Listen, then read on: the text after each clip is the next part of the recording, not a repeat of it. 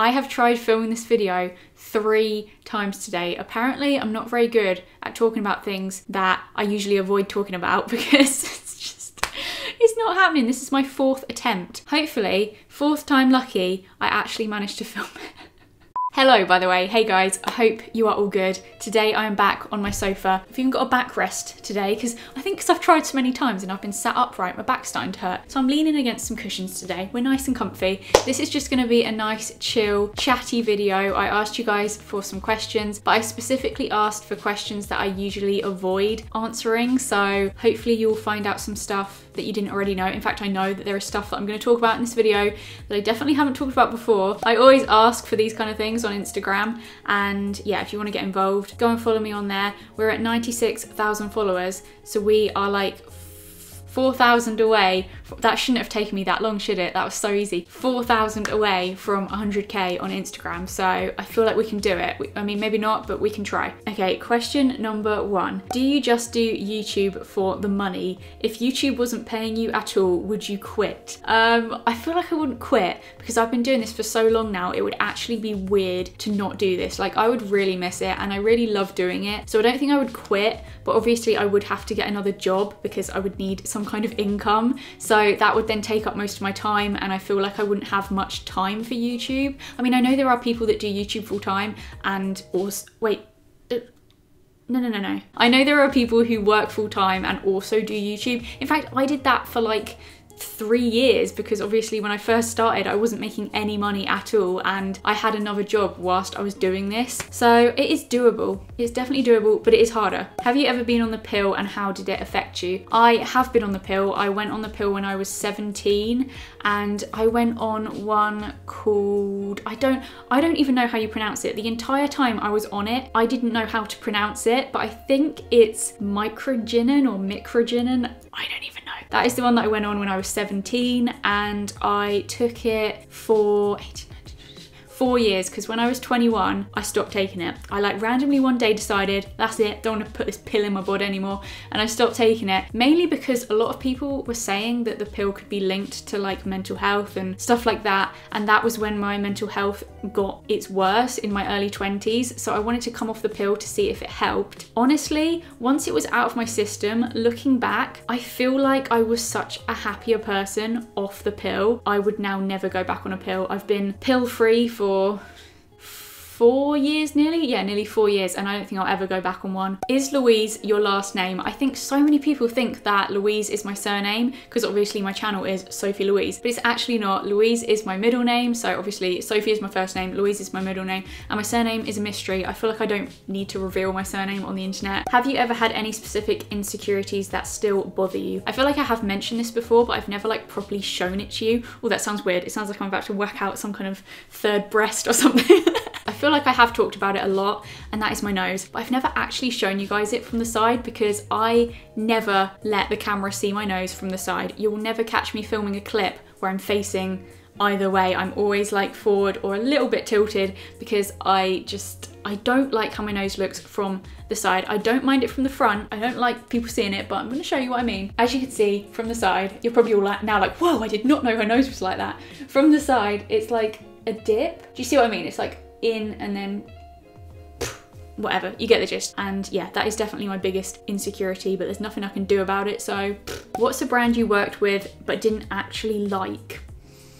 I mean, I've never worked with a brand that I didn't like at the time because otherwise I would have declined it. But I don't know if there's any brands that I've worked with in the past that I no longer like. I mean, I'm gonna have a look because I've got a list of like all of the brand deals that I've done because I like to tick them off when I've received the payment just so I can keep track of when I've been paid. There's a couple of apps that I worked with that I don't necessarily not like them anymore, but I just don't use them anymore. I've deleted them mainly because my phone ain't got enough space and I've had to make space on my phone. But yeah, there's a couple of apps that I worked with way back in 2016, 2017 that I don't use anymore. So yeah, but that's about it. Whereabouts in England do you live? I think a lot of people think I live in London, or quite a lot of people think I live up north, but I actually live down south. I don't think I've ever said exactly, well, obviously I haven't said exactly where I live, like, oh yeah, by the way, this is my address. We live in West Sussex. Have you stopped doing makeup testing videos temporarily?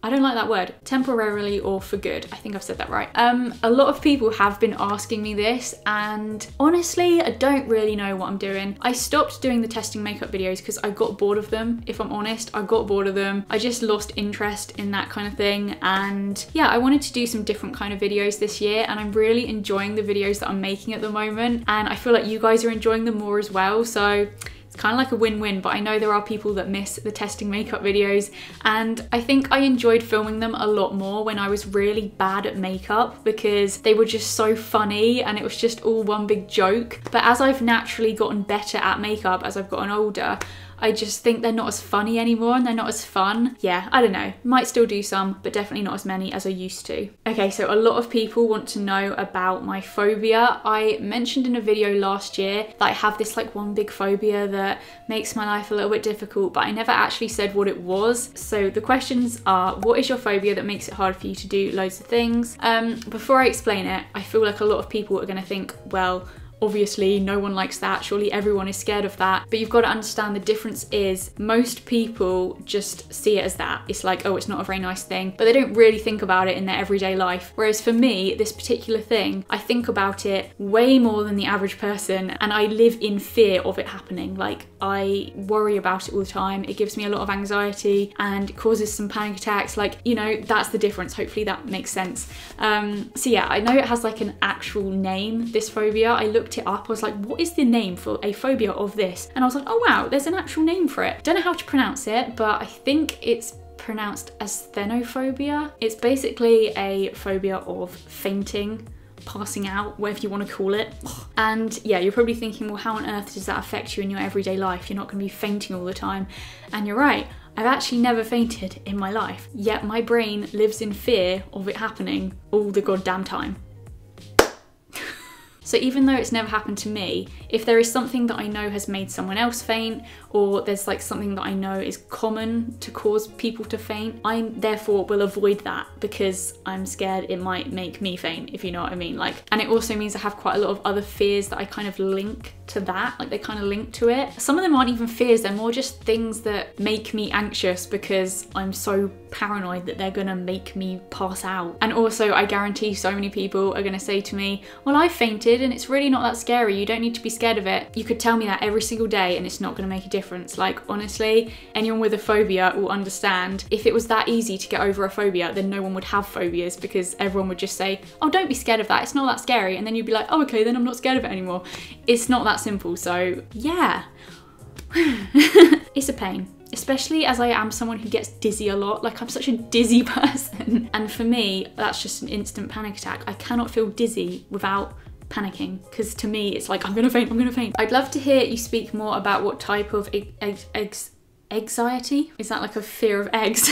I'd love to hear you speak more about what type of anxiety you experience. I don't really know what it is. I mean, I've just explained what it mainly all comes from, but I don't really know what it is. I'm guessing it's kind of like a health anxiety thing. I'm not sure though. Would you say it is? Fainting anxiety, like it just doesn't sound right, does it? I've never heard anyone talk about this before. So what's the worst panic attack you've ever had? Okay, honestly, the worst panic attack I've ever had was the last one that I had. I don't get panic attacks that much anymore. Like, I feel anxious a lot, but I don't really let them spiral into panic attacks anymore because I've really learned my kind of symptoms. And so basically what used to happen is I'd start to feel anxious, which would make me feel dizzy. That's like my main symptom. When I'm anxious, I feel dizzy. I'd then start to feel even more anxious because I was like, oh god, I'm dizzy, I'm gonna faint, which would then make me panic that I was gonna faint. I'd then turn into a panic attack, which would then make me feel even more dizzy, which would then make me panic even more. It was like a vicious cycle, and it would just like blow up into this massive panic attack. That's what used to happen. Whereas now, if I start to feel a bit dizzy and I know I'm anxious, I'll just go, no, it's fine. You're not dizzy because you're gonna faint. You're just dizzy because you're anxious. Chill. And then usually it simmers back down. But yeah, so that's like so much better now. I'm so much better with that. I don't panic as much as I used to, which is amazing. But yeah, the last one that I had was probably the worst one that I've ever had. It was back in October last year. So that shows how rare they are now. Like, it was pretty long time ago. I basically woke up in the night and I felt so dizzy. Like, I still don't know why, but I just woke up feeling really dizzy, and I was like, oh my god, I'm gonna faint, and I started to freak out, and it just spiraled into the biggest panic attack. And I think the reason it was worse is because normally if I'm out and about, say if I'm in a supermarket and I was to start feeling panicky, the way to stop it would be to go outside. There's always something I can do, but because I was just sat in my bed feeling really dizzy and I didn't even know why I was feeling dizzy, there was nothing I could do to calm it down. I was in my comfortable place, like my own home is my comfort zone. I was in that place, so it's not like I could go home. I was already home. It just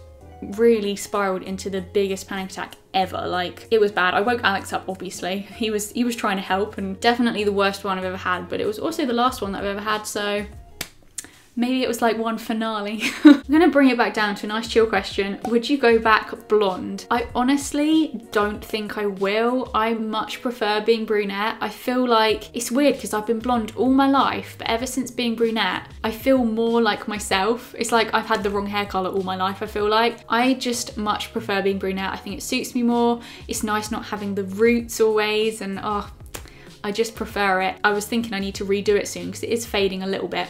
I say soon, I'll probably do it in a few weeks. And instead of buying the medium brown that I normally get, I'm looking over there because it's over there, I brought dark brown instead. So I'm kind of going even darker. I don't know. Has there ever been a time where a video didn't get as many likes, views as you wished? Oh, like definitely, but I was gonna say not really the likes. I don't really tend to look at the likes and think, oh, I wish that got more likes. I mean, I do pay attention to it. Oh my God, like the video. You're gonna think you're not gonna bother liking it now. But yeah, when it comes to the views, there's always gonna be some that don't do as well. It's always the ones that you really love. Like, you're really chuffed with a video and then you put it up and it's like, oh, it didn't do as well. And it is a bit of a shame sometimes, but try not to let it bother me too much. Although there are like phases where your channel just kind of droops for a bit and it's like, what am I doing wrong? How did you afford such a big house? I've always been pretty good at saving. I've always been a saver, but I'm not gonna lie, doing YouTube as a job is how we afforded such a big house. Are you happy in your new house? Yes, I'm very happy in my new house. I love how it's turned out. I'm very happy with it. I tell you, when we first moved here, I was not happy at all. I feel like the first week here was just, I was actually thinking maybe we could do a story time, like me and Alex do a story time of what actually happened. It was kind of like it was going from bad to worse to even worse to like, I want to leave. It was bad. And yeah, the first week of living here, I didn't want to live here. I was already like, I need to sell it. I'm not even kidding you. So give this video a thumbs up if you'd like us to do a story time, or let us know down below and I'll tell you guys. I think I didn't say in the vlogs because I just wanted them to be happy. I'd always dreamed of our buying our first house vlogs to be so positive and happy. So I just pushed on and I was like, especially the day that we got the keys. So moving vlog number 1 where we're announcing it. Like before we did that, I'd been crying. So but I'm happy to tell the story now, so if you'd like story time, we could do that. How many people have you and Alex slept with? Only each other. I know that he's only done bits with me, and I've only done, well, I've done bits with other people, but I've only done like the full shebang with him. God. No hate, but do you Facetune your photos? Yes. I Facetune my photos so much. God, yeah, it's probably a bit honest. I Facetune them a little bit. No, I don't Facetune them that much. Plus, I actually really enjoy Facetuning pictures. I love doing a bit of skin smoothing. I actually find it really therapeutic, so I'm doing it for all the right reasons. If you can edit a picture to make it look better, I don't see anything wrong with it. Plus, you guys know what I look like unfacetuned, because right now, I'm unfacetuned, and I've done it for ages though. It's not like a new thing. I've been facetuning since I got Instagram, so yeah, I do. But I'm not ashamed to admit that I Facetune. How do you earn money on YouTube and how much do you earn? Okay, I feel like I've never talked about how I earn money on YouTube. I earn my money through, like mostly through 2 different ways. And the first way is the adverts that are on the videos. So like if you've clicked this video, there might have been an advert at the start. I might have chucked in some in the middle, hope you don't mind. A little sneaky surprise in there. So yeah, the amount of AdSense money I make is determined by how many people see the ads on my videos, how many people click on the ads on my videos and stuff like that. But it's also determined by how good my ad rates are. So yeah, I don't really know what determines how good or bad your ad rates are. I think I've gotten pretty lucky that mine are good as far as I'm aware. I think they're really good. So that is how you make one way of making of your money. That is one way of making money. The second way is obviously through sponsorships, and that would be if a brand paid me a specific amount of money to talk about their product in a video, if you know what I mean. I'm sure you guys all know what sponsorship is, but yeah, those are the two ways that I make my money. A lot of people find it, you know, what's the word? Offensive if they're asked about money stuff, but I personally just don't find it offensive. It's impossible to offend me. Like, I mean, the next question is how much do you get paid on average per month? And I was gonna answer it, but Alex was like, Sophie, you can't put that on the internet. Be honest, what's the worst thing about doing YouTube? Oh, there's honestly not many things that I don't like about it. I feel like it's really hard to think of bad things because it is the greatest job. Like, I absolutely love it. I think the worst thing would have to be that your success is in the hands of a website that occasionally just doesn't work properly. And oh no, wait, what if they hear this? They might tell me off. YouTube might listen and might hate me. I love you, YouTube, but sometimes I tell you, when you don't put the vids in the subscription boxes or you don't send out the notifications, you get on my tits a little bit. Have you ever thought about quitting YouTube and starting a normal job? No. Maybe if I'm having like a bad week on YouTube and things are just not going well and everyone's not liking the videos and I'm just like, oh God, I can't do anything right. And I'm like, Alex, that's it, I'm getting a normal job. I have actually said that before. Oh, I've been so over dramatic and been like, that's it, Alex, I'm gonna start looking for a normal job. I'm not doing this anymore. I don't mean it. The next morning I'm like, nah, what was I saying? But yeah, no, I've done normal jobs before. I've done normal jobs before, like before I did YouTube full time, and I'm so much happier doing this. This is by far the job that's made me happiest out of any of them. So no, I'm not gonna be quitting YouTube. I'm gonna stick at it till the bitter end until my channel dies and I have to get a normal job again. So yeah, I think those are all the questions that I'm gonna answer. I feel like they were just a little bit more like serious and deep compared to normal. Well, not all of them, but some of them were a little bit deeper than normal. And yeah, I hope you guys enjoyed finding out a little bit more about me. Give it a big thumbs up if you did, and I will see you very, very soon.